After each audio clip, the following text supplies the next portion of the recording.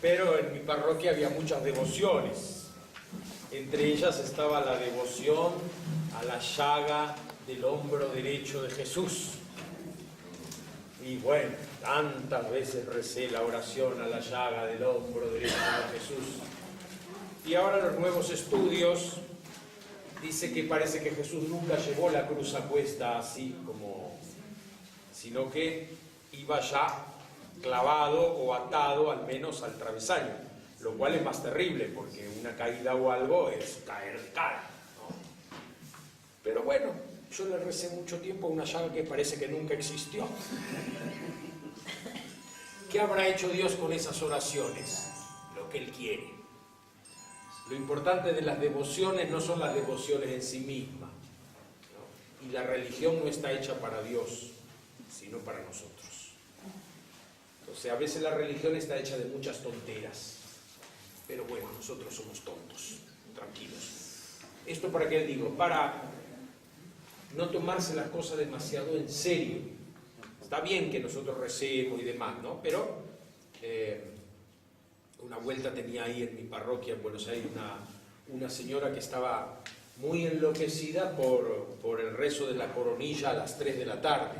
Y claro, no encontraba que le abrieran la iglesia a las 3 de la tarde, ¿no? Y entonces ella estaba armando un motín para que le abrieran la iglesia a las 3 de la tarde.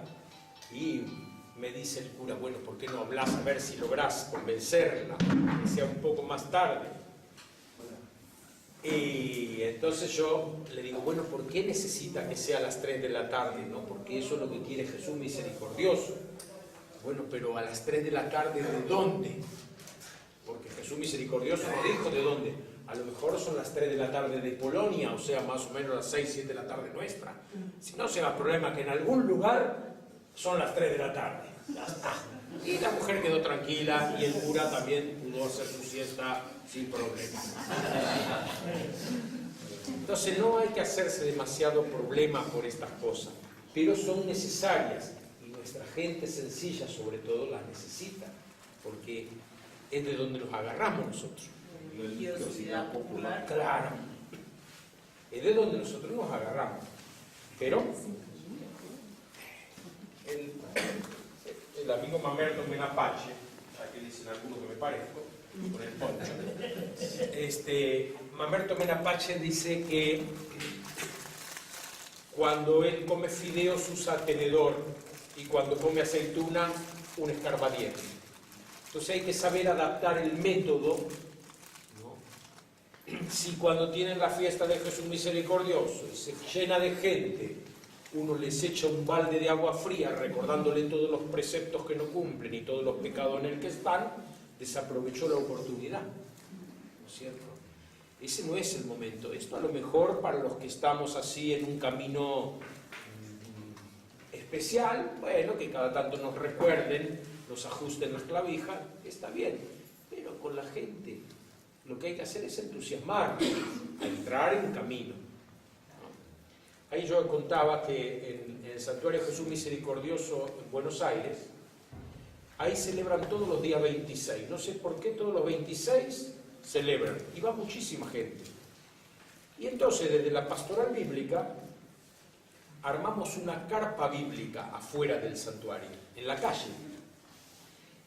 Y en esa carpa bíblica se hace lección divina, lectura orante de la Biblia durante todo el día. La carpa tiene lugar como para unas 30 personas. Se llena la carpa, se cierra, se hace la lectura orante, 20 minutos, se vuelve a abrir, viene otro grupo. Es una forma de agregar algo, digamos, de contenido, a otro no le interesa. Bueno, pero entonces creo que el tema pasa por cómo ingeniarse, ¿no? Para que estas cosas no se conviertan en un ritual obsesivo, sino que sean una ayuda. La religión está hecha para nosotros, no para Dios. Dios no necesita la religión. Nos vamos a asombrar mucho porque cuando vayamos allá vamos a ver que Dios no es ni católico, ni musulmán, ni budista. Él está más allá de todo eso. Todas las religiones le quedan chicas a Dios. Cuando uno empieza a pensar así, creo que vive la religión de otra manera, sin tanto problema, sin tanto miedo, sin tanta culpabilidad, ¿no? La vez pasada, hablando con un grupo de sacerdotes que estaban preocupados porque en su zona estaba la costumbre de que cuando moría una persona se hacía una novena de días. Durante 9 días la gente se juntaba en la casa del difunto y rezaba el rosario. Y en cambio ahora, ¿qué hacían?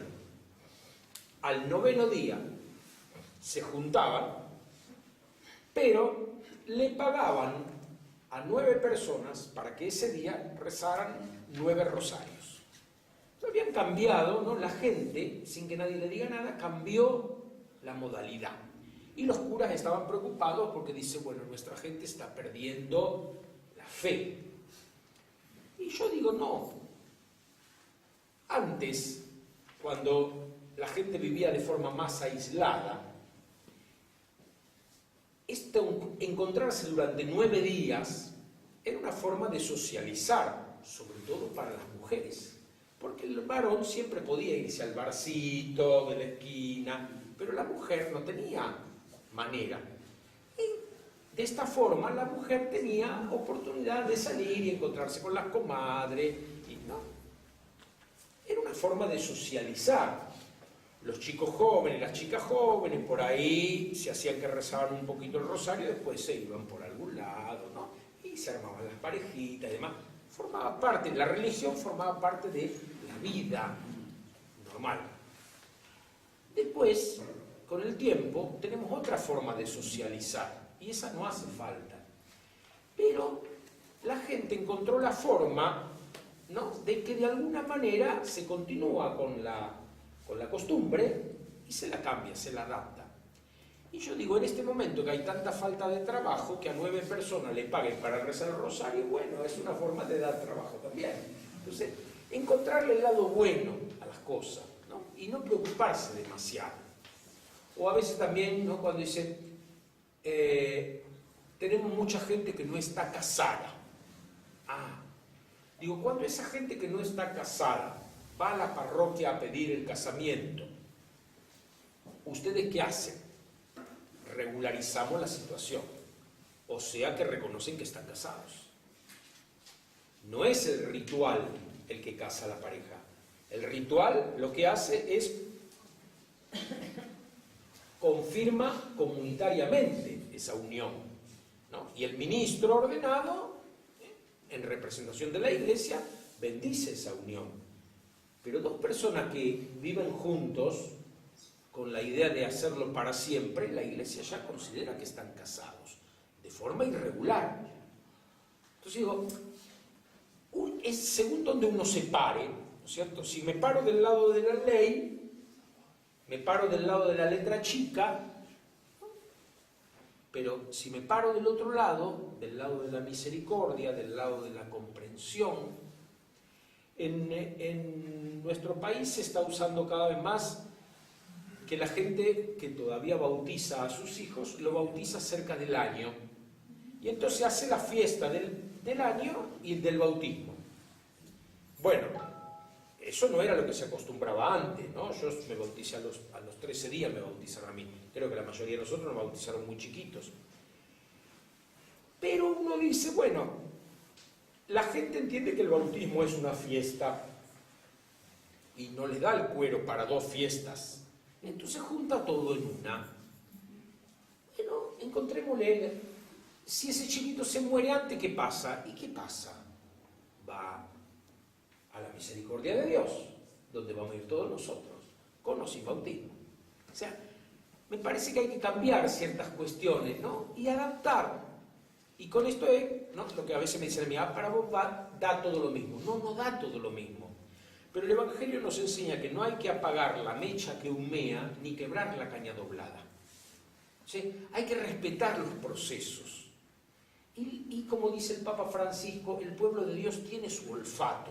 Por eso los pastores, ¿no?, dice Francisco, a veces van delante del rebaño, a veces van en el medio del rebaño y otras veces van detrás. Porque el rebaño tiene olfato, el rebaño sabe dónde va.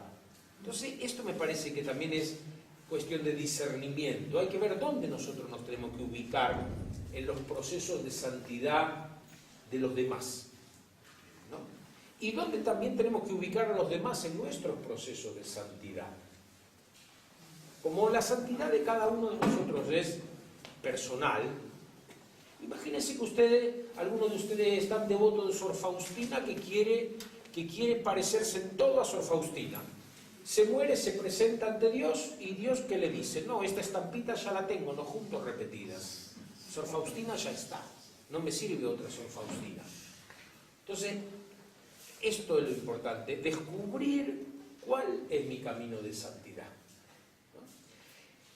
Y en este documento del Papa hay dos numeritos, el 143 y 144, que me parece que son muy prácticos para esto de descubrir cómo hacer nuestro propio camino de santidad.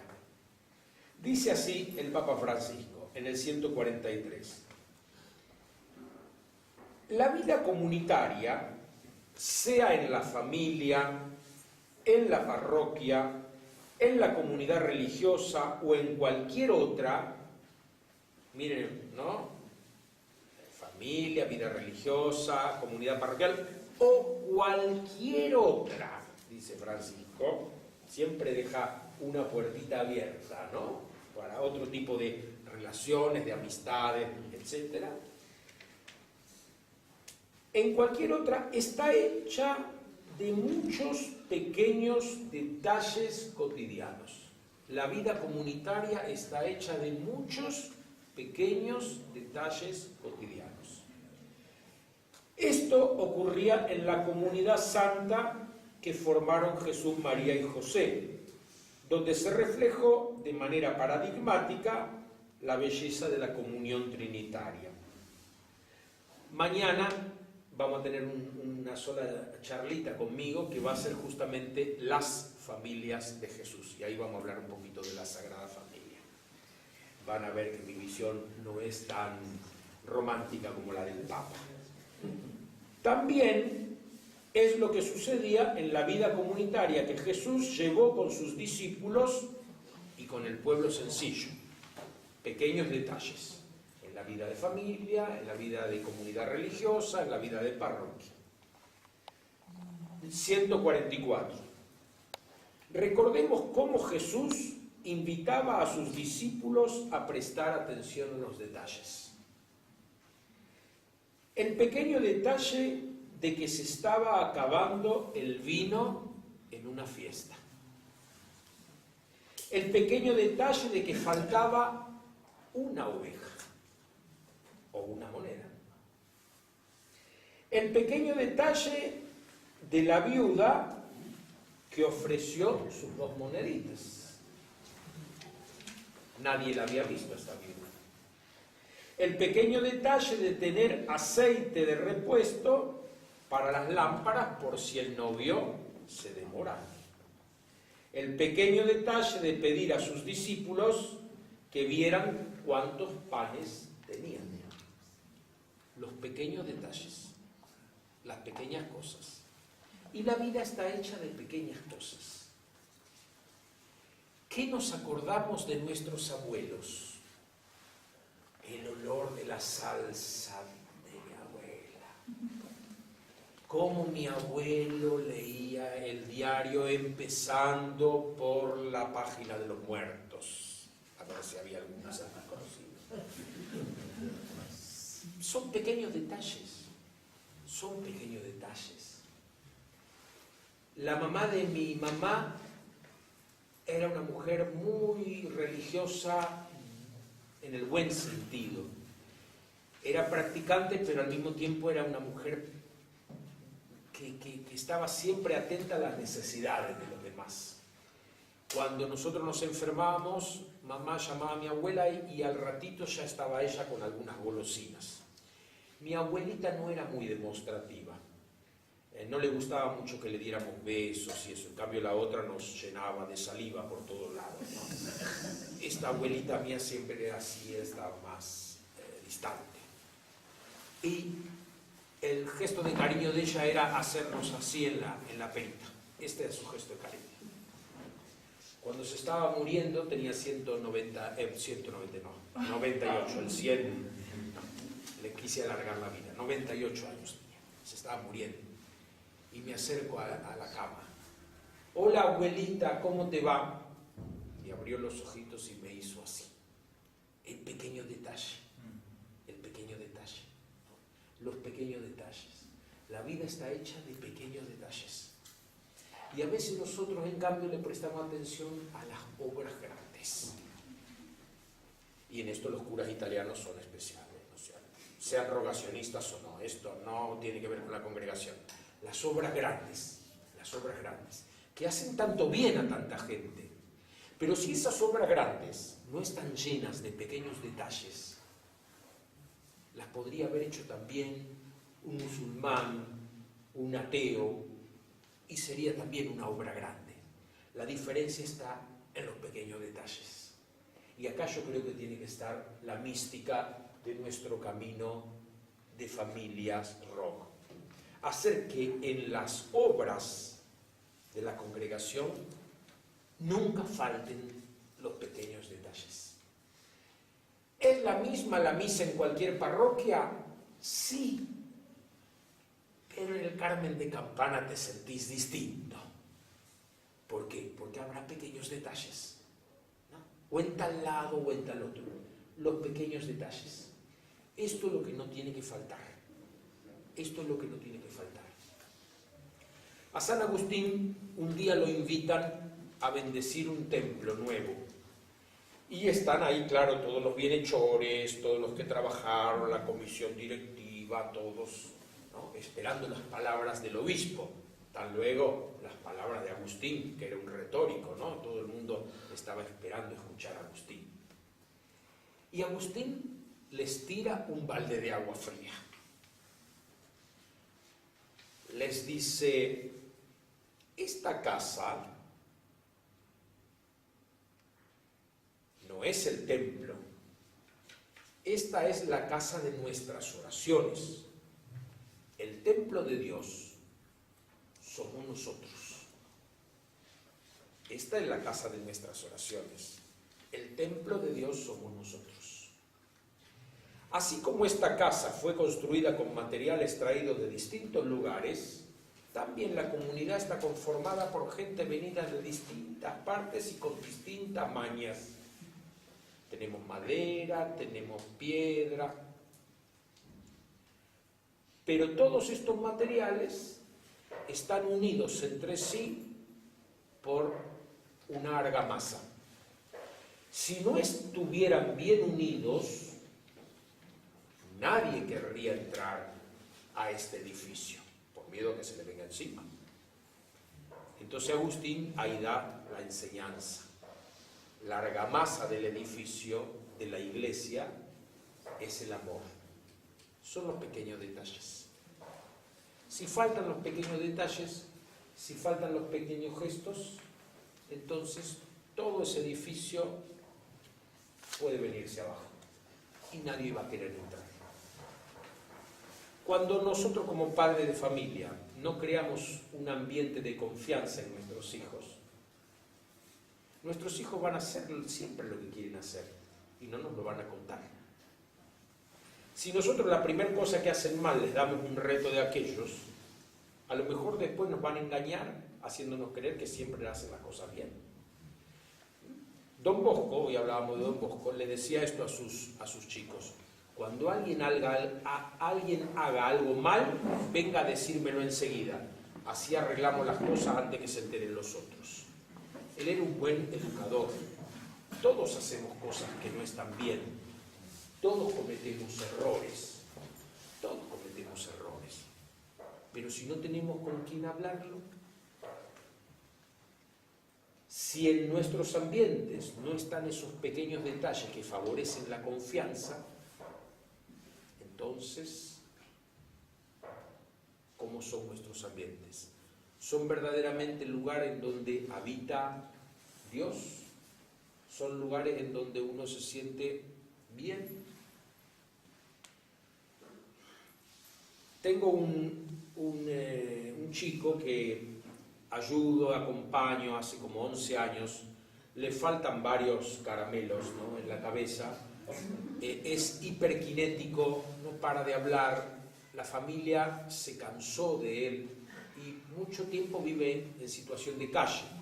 Otras veces logramos que esté en un hotel o bueno.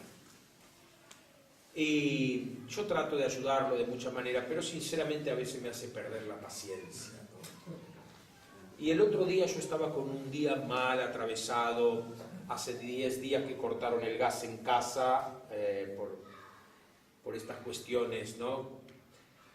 Y vinieron a querer conectarlo a través de una coima de 5.000 pesos, no era una coimita cualquiera tampoco, ¿no? A eso se sumó otra cosa y otra cosa y otra cosa. Yo tenía un día terrible. Y a toda costa me pedía que yo le pagara con la tarjeta un servicio de música en el celular que sale 70 pesos por mes. No es tanto, me decía él, no es tanto. Pero yo estaba con la cabeza en 200 otras cosas. Y me embromaba con esto, que le pagara esto, que él me lo daba la plata después, pero que le pagara con la tarjeta. Entonces, digo, mira, mañana hablamos del tema. Hoy no, porque no estoy para eso. Mañana hablamos. Y él, hasta que me sacó de la casilla y le pegué un grito. Y después me quedé pensando, ¿no? ¿Qué gané yo con pegarle el grito si al final le terminé pagando con la tarjeta del servicio que quería? Porque fue la única forma que parara. Pero qué pena, no me pude contener. También soy humano, me viene bien para recordarlo, pero un pequeño detalle hubiera sido, no sé, morderme la lengua o pagarle directamente y chao. Si total ya sabía que tarde o temprano lo iba a terminar haciendo. A veces es cuestión de frenar un poco y decir, bueno, a ver, ¿cuál es el pequeño detalle que yo tengo que hacer para que esta relación, ¿no?, o qué tema no puedo hablar con determinada persona? Nosotros en nuestro país tenemos el famoso tema de la grieta. Sabemos que hay temas, ¿no?, que con algunos no hay que hablarlo porque no se llega a ningún lado. Entonces, ¿cómo hay que cuidarse para no provocar? Pequeños detalles. En esto consiste la santidad. No es otra cosa. No es otra cosa. Por ahí a nosotros nos han vendido la imagen de los santos que hacían grandes obras o que hacían cosas prodigiosas. Nos han interpretado los relatos de milagros de Jesús como obras portentosas, extraordinarias, fuera de lo común. Y nos parece que eso es lo importante. Incluso hoy día, en los procesos de canonización, todavía siguen insistiendo con estos milagros, aunque han bajado bastante las exigencias y demás, ¿no? Entonces digo, la santidad va por otro lado, por el lado de las pequeñas cosas. Como consuelo, ¿no? Porque a veces también algunos de los que nos dedicamos por ahí a predicar y eso, tenemos la vieja manía de estar siempre criticando y ver lo negativo. Como consuelo, para que este encuentro se haya dado, ¿cuántos pequeños detalles tuvo que haber? ¿Cuántas pequeñas cosas? ¿Cuántas resignaciones? ¿No? Y cuántas desilusiones también acompañan todo esto, porque uno a veces espera otra cosa, ¿no es cierto? Y bueno, esto es lo que hay, esto es lo que somos. Estos también son pequeños detalles que hacen a la santidad. Estos también son pequeños detalles que hacen a la santidad. Entonces me parece a mí que estos dos números son para pensarlo mucho, ¿no? ¿Qué pequeños detalles tenemos que fomentar? ¿Qué pequeños detalles tenemos que acrecentar? ¿Y qué otros detalles negativos? Porque en el fondo son también detalles, a veces son cuestiones tontas, ¿no? Nos parece que ganamos algo imponiendo una forma de hacer las cosas. Y ya todos lo sabemos, que después cambian de cura y lo que antes estaba bien ahora está mal, lo que antes estaba mal ahora está bien, y entonces Todos los que estamos en comunidades sabemos cómo son las cosas, que todo va cambiando. Entonces, gastar tanta energía a veces en querer imponer, ¿no?, un criterio, las cosas se van dando solas. Las cosas se van dando solas. En el Evangelio de Marcos hay una parábola que el único que la tiene es Marcos. Es la parábola de la semilla que crece por sí sola. El sembrador planta la semilla y se va a dormir. Y la semilla crece por sí sola. Si la semilla es buena, va a crecer. ¿Se acuerdan cuando los judíos comenzaron a perseguir al cristianismo naciente y el sabio Gamaliel dijo: déjenlos, si es cosa de los hombres se va a acabar pronto, pero si es de Dios, por más que los persiga. Y entonces eso también en nuestras vidas, ¿no? Las cosas que son verdaderamente valiosas siguen de una manera o de otra. A veces cambia el formato, a veces cambia la apariencia, pero la cosa sigue, la cosa sigue. En cambio, cuando nosotros queremos imponer algo, conseguimos lo contrario, ¿no? Conseguimos lo contrario. Yo lo veía un poco en estas últimas discusiones que hubo con el tema de los pañuelos celestes y los pañuelos verdes, ¿no? Me parece que hay grupos que exageraron demasiado la cosa, tanto que después provocaron todo el tema de la apostasía. Fíjense que en la arquidiócesis de Salta, en un solo día se presentaron 500 personas pidiendo la apostasía. Salta estoy hablando, no Campana ni Buenos Aires, sino Salta, donde el catolicismo es fuerte. 500 personas. Y uno le preguntaba a esas 500 personas: ¿y por qué? Porque no me siento representado por la Iglesia. Entonces, tendríamos que preguntarnos si tal vez alguna de las actitudes que nosotros tenemos, que tienen su justificativo, pero si tal vez en el mundo que nos toca vivir ahora, no tendríamos que buscar otras metodologías, otras formas, porque si no conseguimos el efecto contrario. ¿Entienden lo que quiero decir? O sea, con esto no estoy queriendo decir que da lo mismo abortar, no abortar, todo. No. Pero hay que ver cómo presentamos, cómo nos movemos, cosas que en otra época a lo mejor se consideraba bien, ¿no? Pero también hoy conversábamos por ahí, ¿no?, con algunos del tema de que, por ejemplo, cómo el Papa Francisco no se define con más claridad sobre determinados temas. Yo creo que no es muy difícil entender el criterio de Francisco. Uno lo lee a Francisco y enseguida se da cuenta por dónde va Francisco. Pero Francisco tiene que ser pastor de toda la iglesia. Y no es lo mismo la iglesia en Brasil que en Estados Unidos. Donde en Estados Unidos la iglesia más bien tiene una característica sectaria, porque la iglesia en Estados Unidos nunca fue mayoría. Entonces tiene una actitud distinta que la que tiene en Brasil, en Paraguay ni hablar, ¿no es cierto? Que con Cacupé nomás ya estamos salvados en Paraguay. Entonces ahí somos mayoría. Pero la vez pasada estuve en un encuentro ecuménico, la mayoría éramos católicos, y un pastor evangélico en un momento dijo: bueno, yo no sé qué enseñarle a la iglesia católica. Y yo le contesté: a ser minoría. Porque nosotros ahora estamos empezando a ser minoría también, una minoría. No somos la mayoría que éramos. Y entonces, como minoría, tenemos que comportarnos de otra manera. Pequeños detalles. Cómo presentarnos, ¿no? Cómo hacer. ¿Qué es lo que entusiasma de Francisco? Los pequeños detalles.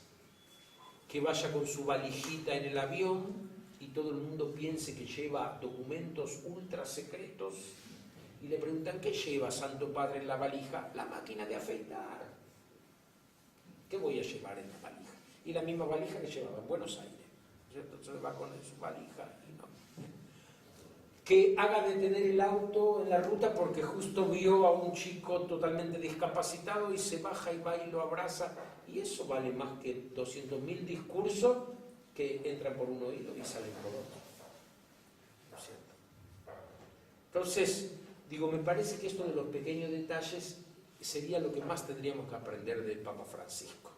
Los pequeños detalles, las pequeñas cosas, ¿no?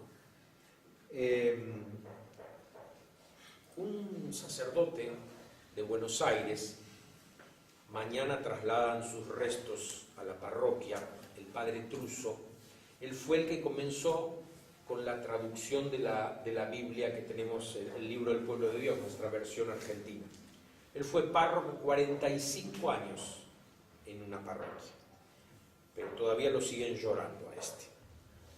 Un hombre muy bueno, y visitaba todas las casas, vivía en la calle visitando casas. No se perdía ningún velorio. Tenía un grupo de personas de la parroquia que le avisaban cuando moría alguien. Entonces, cuando había un muerto, él, después de misa a la tarde, iba con un grupo de las señoras de la parroquia a rezar en la casa. Y un buen día le avisan que había muerto un vecino que era judío. Entonces, después de misa, va con el grupo de señoras al velorio. Y le avisan a la viuda, mirá que está viniendo el cura. Entonces la viuda sale corriendo y le dice, padre, nosotros somos judíos. Sí, le dice el padre Truso, pero yo soy vecino. Yo soy vecino. Iba como un vecino. Pequeños detalles. No iba a sacar nada, ningún beneficio. Iba como un vecino. Eso es lo que muestra la grandeza de las personas. Cuando nosotros hacemos las cosas desinteresadamente, ¿qué vamos a recibir a cambio? Nada. Entonces, me parece que la santidad en este mundo tan cambiante va por este carril. No hacer grandes planes, no hacer grandes proyectos, porque ya vemos como todo cambia tan rápido que uno piensa en un proyecto de 2-3 años y en el medio vino la devaluación, metieron preso al presidente, hicieron no sé qué cosa y nos cambió todo. Pero si nuestro camino es de pequeñas cosas, gracias, esta es una pequeña cosa, pequeño detalle,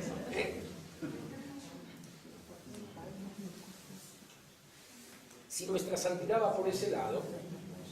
Y para terminar con esto de los pequeños detalles, y viendo el último detalle por ahí, o el penúltimo detalle que pone Papa Francisco, el de la viuda que pone las 2 moneditas. Comúnmente, ese texto se interpretó por el lado de la generosidad de la mujer. Que la mujer fue tan generosa que dio todo lo que tenía. Pero si uno lee el texto, Jesús nunca habla de la generosidad de la mujer.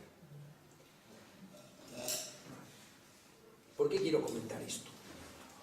Porque ahora nosotros vamos a trabajar en grupos y cada grupo va a tener un pequeño texto del Evangelio de Marcos, el comienzo del Evangelio de Marcos. Como también para ir viendo cómo Marcos va organizando su libro, su Evangelio. Muchas veces nosotros tenemos de tantas explicaciones que hemos sentido de los textos, una línea de interpretación. Interpretamos los textos de una sola manera. Entonces, ¿no? Bueno, el hijo pródigo, bueno, el hijo que cometió errores, pecados, se arrepintió, volvió al padre, el padre lo perdonó, le hizo una fiesta. Y hoy decíamos, por ejemplo, el texto nunca habla de conversión. El texto habla de hambre.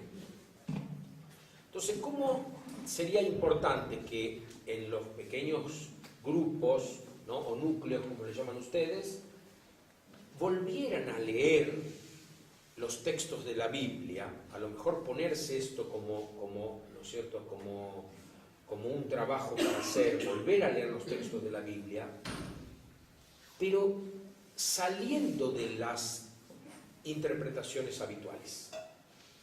Siempre se interpretó de este modo, pero se pueden arriesgar otras interpretaciones. A mí muchas veces me preguntan cuando yo propongo esto, ¿y cómo sabemos si interpretamos bien? Y yo digo, no importa saber si uno interpreta bien, lo importante es saber si uno interpreta mal. Y es muy fácil saber cuando uno interpreta mal. Cuando uno lee un texto y está pensando en otra persona. Cuando uno lee un texto y deja afuera de la salvación a alguien, otro o yo mismo. Cuando uno lee un texto y culpabiliza, estigmatiza, margina, ahí hay mala interpretación. Porque los textos de la Biblia fueron escritos para nuestra salvación. Los textos de la Biblia siempre tienen que llevar buena noticia. Eso significa evangelio. Buena noticia. La salvación es posible. Dios tiene la última palabra. La última palabra no la tenemos nosotros, la tiene Dios. Y entonces vuelvo a lo de la viuda y otra interpretación. Jesús está sentado en la sala del tesoro del templo, ¿no? El templo recaudaba, cobraba un impuesto. Los judíos tenían que pagar impuesto a Roma y también tenían que pagar impuesto al templo, ¿no? Cuando uno no podía pagar el impuesto, firmaba un pagaré que lo iba a pagar más adelante. Dice que el templo tenía una sala en donde estaban guardados todos esos pagaré y que los celotas querían adueñarse del templo justamente para destruir ese archivo. Y tal vez algo de eso tiene que ver con lo que nosotros llamamos la purificación del templo con Jesús, ¿no? Hay un ataque a la integridad del templo. Jesús está sentado en la sala de tesoro y todos van ahí y pagan su impuesto y algunos pagan grandes sumas y para que a nadie se le escape hacen sonar trompetas y demás. Como para que diga, que quede claro que yo pagué, ¿no? No me lo vengan a cobrar de nuevo. Y una pobre viuda va y echa 2 moneditas. Dice el texto que eso era su sustento, lo único que tenía para vivir. O sea que la mujer queda en total desamparo. Jesús dice, ven esa mujer, les aseguro que ella dio más que los demás, porque ella dio todo lo que tenía. Los otros dieron de lo que les sobraba, en cambio ella dio todo lo que le tenía. Entonces, claro, la interpretación habitual es hablar de la generosidad de la viuda. Y entonces salimos a buscar nuevas viudas que nos den sus moneditas. Pero a mí me parece que lo de Jesús es más bien una crítica al templo. Ustedes, les está diciendo Jesús, a esta pobre viuda tendrían que ayudarla, no sacarle lo poco que tiene. Y de hecho este relato está inmediatamente antes del relato de la pasión de Jesús. Como que Jesús se fue cavando la propia fosa, se fue oponiendo cada vez más al poder y entonces lo terminaron liquidando. El pequeño detalle de Jesús fue avisar a los que tenían que ayudar que tenían que cambiar la mentalidad. Una vuelta yo, predicando ejercicios espirituales a un grupo de sacerdotes, les hablaba de Marta y María. Como Marta es la mujer trabajadora, ¿no?, incansable, la que atiende bien, la que prepara ricos platos. María, en cambio, está ahí a los pies de Jesús y Jesús alaba lo que hace María. Entonces un sacerdote, con mucha honestidad, me dijo, pero nosotros preferimos a las Martas. Y yo le dije, y por supuesto, ¿a quién le cabe duda? Todos nosotros preferimos a las Martas. En cambio Jesús no. Y eso es lo que nos muestra la diferencia. Cuando Jesús cuenta la parábola de la oveja perdida, en la versión de Lucas, Jesús dice: ¿quién de ustedes que tiene 100 ovejas y pierde una, no deja 99 y va en busca de la perdida? Yo tengo que levantar la mano, yo no lo hago. Yo no dejo 99 ovejas para buscar una. Entonces lo que está haciendo Jesús es confrontándonos, ¿no?, con el modelo de santidad de Dios, mostrando que nuestros modelos de santidad muchas veces no tienen que ver con el de Dios. Por eso volvemos al lema, seguir, ¿no?, el seguimiento de Dios y la perfección. Y esto lo conecto con Mateo y Lucas. Mateo tiene un dicho que dice: sean perfectos como mi Padre es perfecto. Y Lucas, ¿cómo lo traduce? Sean misericordiosos como mi Padre es misericordioso. ¿Y nosotros cómo lo podríamos traducir? Prestemos atención a los pequeños detalles, como Dios presta atención a los pequeños detalles. Ve lo que nadie ve. Por eso, dice Jesús, Dios hace salir el sol sobre buenos y malos y manda la lluvia sobre justos y pecadores. Nosotros no haríamos lo mismo.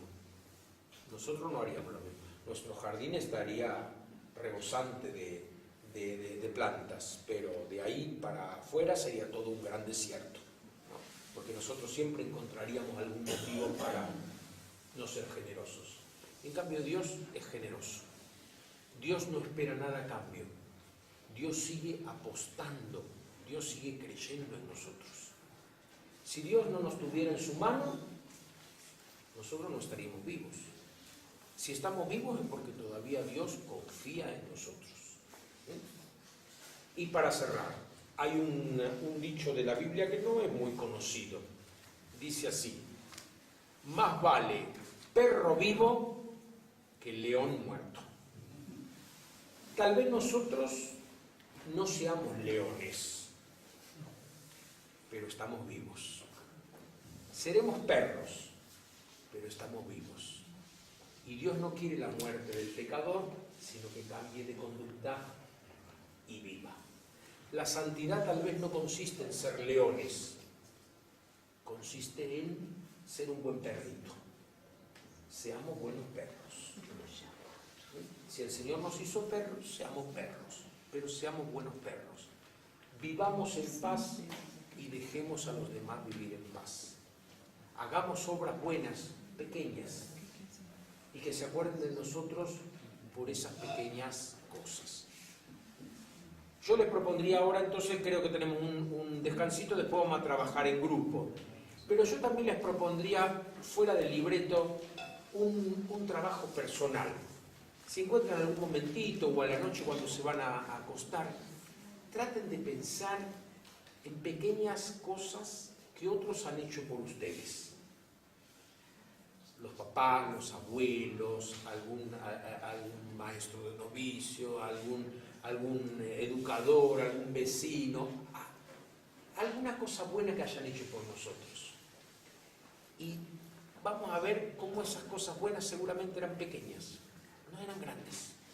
Sin embargo, a nosotros nos marcaron. Y también podríamos decir lo contrario.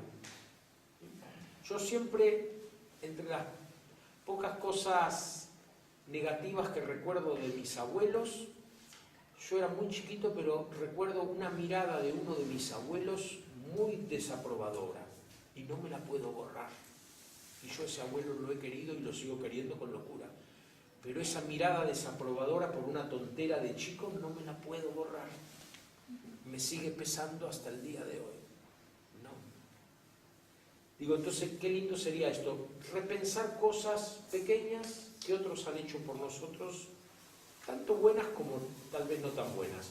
Si son buenas, adelante. Y si no fueron tan buenas, dejémosla, ¿no?, en manos de Dios, que Él haga. Gerardo, si querés pueden pensar, si tenemos media hora hasta el intervalo. Por ahí pueden hacer ese ejercicio ahora sí. Bueno, Si gustan. sí, o si quieren empezar a trabajar en grupos, porque, digo, me parece a mí que sería lindo a lo mejor después en el momento de las ponencias que tuviéramos más tiempo para que cada grupo pueda decir algo, ¿no? Podemos hacer, dividir los grupos, ahora que ya cada uno sepa qué grupo le va a tocar. Hacemos la foto oficial porque va a ser acá mismo y a partir de ahí ya salen para trabajar en grupo sabiendo que a partir de las 5 la merienda está disponible. Entonces ahí cada grupo ve en qué momento va a merendar. Si corta el trabajo en grupo para ir a merendar o va un poquito más tarde, se lo maneja cada grupo. ¿Está bien? ¿Y a qué hora nos encontramos? ¿A qué hora querés que nos encontremos? ¿Está previsto qué hora es? Sí, El plenario. el plenario A las 18:50. 7 menos 10. Claro, pero ¿quieren que lo adelantemos? Porque a mí me gustaría dejarle más espacio al plenario. 6:30. Porque si somos 10 grupos, Bueno, 6 y nos media. va a quedar mucho tiempo para, ¿no? 6:30. ¿Puede ser? El plenario sería hasta 19:50. Son 10 grupos. Hagámoslo a las 18, a las 6. Tenemos una hora y media. Bueno, a las 6. Está, A las 6 perfecto. la vuelta. Eso. Muy bien. Bien, hacemos la...